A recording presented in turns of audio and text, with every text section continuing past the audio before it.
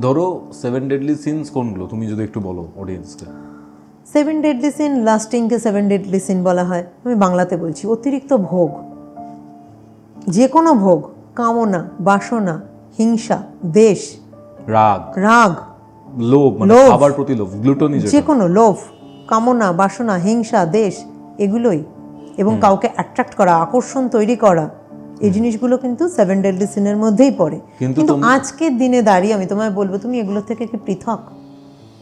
হয়তো পৃথক নই, কিন্তু ধরো অতিরিক্ত খাবার, যেটাকে গ্লুটনি বলে 7 ডেডলি সিনস, একদম একদম, মানে লাস্ট, যেটা এখানে কিন্তু লাস্ট কাম। এখানে দেখো, আমরা প্রত্যেকে খেতে ভালোবাসি, মিত আহার কোনটাকে বলা হয়?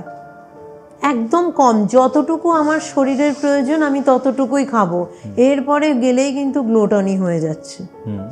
আমরা কি সেটা করি আজকের দিনে দাঁড়িয়ে? বলো তো, কোনো অনেকেই তো ওভারইট করে। তাহলে আজকে আমরা এর বাইরে নেই।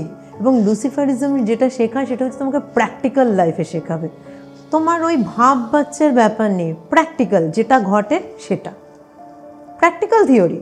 তুমি লাইফে চাও না নাম যশ প্রতিপত্তি, তোমাকে সবাই জানুক, আরও আর্ন করো, আরও এগোও, সবাই চায়।